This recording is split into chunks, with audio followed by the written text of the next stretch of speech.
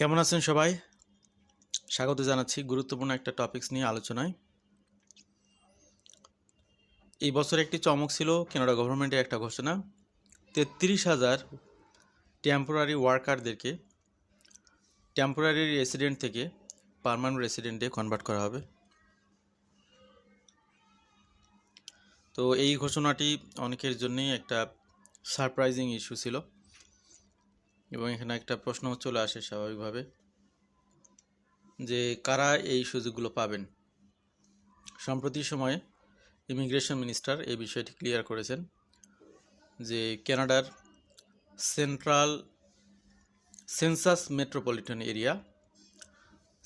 Metropolitan area বলতে জনসংখ্যার দিক থেকে কানাডা গভর্নমেন্ট মেজর সিটিগুলোকে এই বিশেষ শ্রেণীতে ভাগ করেছে। এই সমস্ত সিটিতে যে সমস্ত ওয়ার্কাররা রয়েছে তাদেরকে টেম্পোরারি রেসিডেন্ট থেকে পিআরএ বা পার্মানেন্ট রেসিডেন্টে কনভার্ট করা হবে না।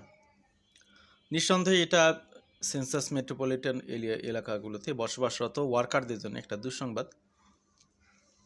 তাদের মধ্যে অনেকে আশা নিয়েছিলেন যে এই ধরনের একটা সুযোগ তারা পাবেন। তো গভর্নমেন্ট মূলত ইনকারেজ করতেছে মেজর সিটিগুলোকে অ্যাভয়েড করে রুরাল এলাকাগুলোতে যারা কনসেন্ট্রেট করতে চায় তাদের জবের অভাব নেই, তাদের জবের সমস্যা নেই, মূলত মানুষের মানসিকতাটাকে ডাইভার্ট করার একটা প্ল্যান, সেটারই অংশ হিসেবে 2026 সালে একটা পোর্শন এখানে 16,000 সামথিং বা 16,500 ব্যক্তিরা এখানে সুযোগ পাবেন। তো এই বছরের এই মেজারের কারণে অনেকেই হয়তো বা এই সেন্সাস মেট্রোপলিটন এরিয়া বা যেগুলো বেশি পপুলেশন যে সমস্ত শহরে সেই সমস্ত এলাকা ছেড়ে অনেকেই রুরাল এলাকাগুলোতে চলে যাবেন, এমনটা আমরা ধারণা করতে পারি। যাই হোক, তো আজকে যে বিষয়টি আপনাদের সামনে তুলে ধরতে চাচ্ছি সেটা আরও ক্লিয়ারলি মেনশন করি। Major Canadian cities excluded from the new TR to PR pathway, minister says. তো 18 এপ্রিল মূলত মিনিস্টার লিনা দিয়াপ তিনি ঘোষণাটি দিয়েছেন যে তারা এখানে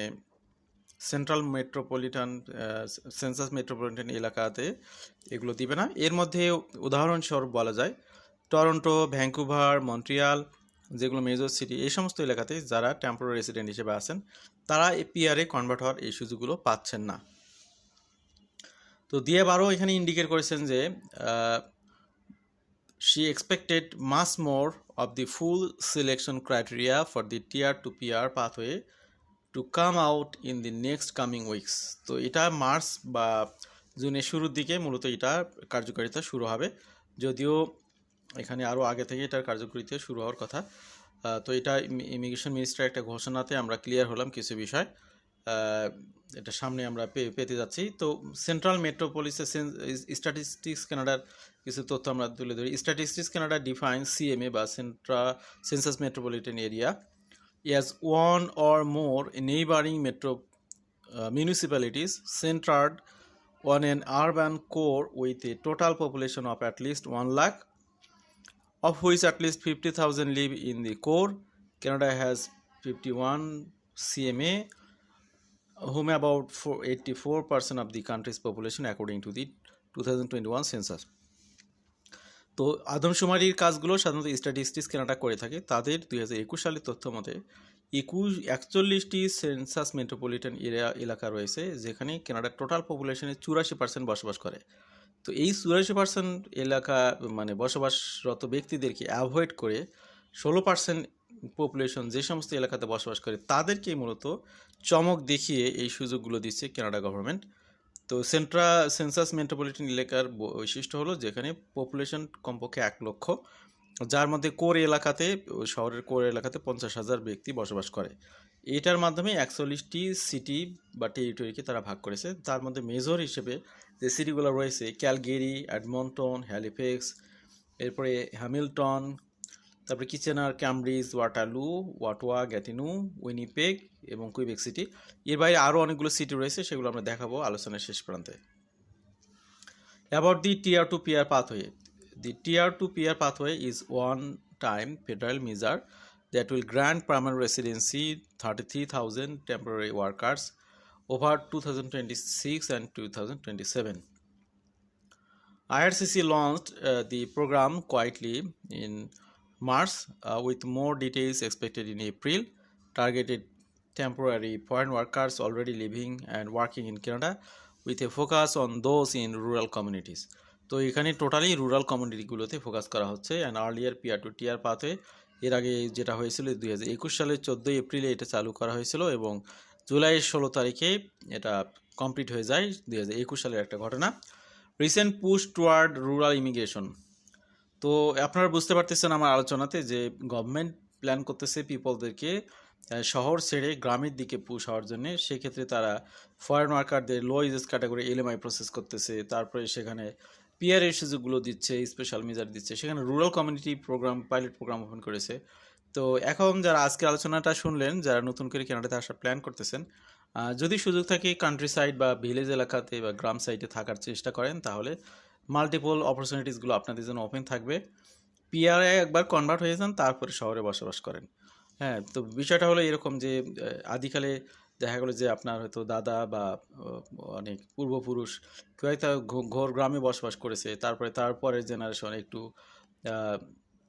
একটা স্ট্যান্ডার্ড এলাকাতে এসেছে, তারপরে জেনারেশন বাজার এলাকাতে এসেছে, তারপরে জেনারেশন থানা এলাকাতে, তারপরে জেনারেশন দেখা গেলো যে ক্যাপিটাল সিটিতে চলে এসে, তারপরে জেনারেশন চলে গেছে হয়তো আমেরিকা, লাইক দ্যাট আর কি, যে আপনার জেনারেশনের যে মুভমেন্ট এইভাবে হয়ে থাকে। তো এরকম আপনার প্ল্যান করেন যে আগে গ্রামে চলে যাবেন, একদম গ্রাম থেকে পিআরএ কনভার্ট হবেন, পিআরএ কনভার্ট হয়ে আপনি মোটামুটি একটা শহরে আসবেন। এরপর আপনার জেনারেশন যারা তারা ধীরে ধীরে মেজর সিটিগুলোতে বসবাস করা শুরু করবে। একসময় আপনারা টরন্টোতে বা টরন্টো এলাকাতে বসবাস করবেন। এই ধরনের প্ল্যান হতে পারে। জাস্ট কথা প্রসঙ্গে এটা বললাম আর কি। এখানে 3টা সিটি এখানে সুযোগ পাচ্ছে যতটুকু আমরা দেখতেছি, নোভা স্কোশিয়া, ম্যানিটোবা এবং কুইবেক। এখানে লোক সংখ্যা কম হওয়ার কারণে তারা এই বিশেষ সুযোগটা পাবেন যতটুকু বুঝতেছি। তো এই মেজারটা চলমান থাকবে 2027 সালের 31শে মার্চ পর্যন্ত। জাস্ট আর 1 বছরের মধ্যে 33,000 ব্যক্তিকে সুযোগ দেওয়া হবে। তো আশা করি এখানে অনেকে এই সুযোগগুলো পাবেন। যেমনটি বলছিলাম যে আরও কী কী সিটি আছে এখানে, গ্রেটার সাডবুরি, ফেডরিকটন, এডমন্টনের কথা তো শুনেছেন, চার্লিটন, ক্যালগারি, তারপরে হচ্ছে গুলিয়ে, হ্যালিফ্যাক্স, হ্যামিল্টন, ক্যারোনা, তারপরে Kitchener, Cambridge, Waterloo, London, Moncton, Montreal, ওয়াটোয়া, গ্যাটিনো, অটোয়া, তারপরে হচ্ছে Quebec, Regina, Saint John, Saskatoon, তারপরে হচ্ছে Sherbrooke, Saint Catharines, Niagara, Saint John, Toronto, টরিস river, Vancouver, Victoria, Windsor, Winnipeg. এগুলো মূলত সেন্ট্রাল সেন্সাস মেট্রোপলিটন এলাকাতে পড়েছে। এখানে যারা বসবাস করতেছেন তারা টেম্পোরারি রেসিডেন্ট থেকে পার্মানেন্ট রেসিডেন্টে এই যে স্পেশাল ভিসা স্পেশাল প্রোগ্রাম সেটার অধীনে সুযোগ সুবিধাগুলো পাচ্ছেন না, এমনটা আমরা বুঝতেছি। তো আজকের আলোচনা শেষ করব। ভালো থাকবেন সবাই। আল্লাহ হাফিজ। সালামু আলাইকুম।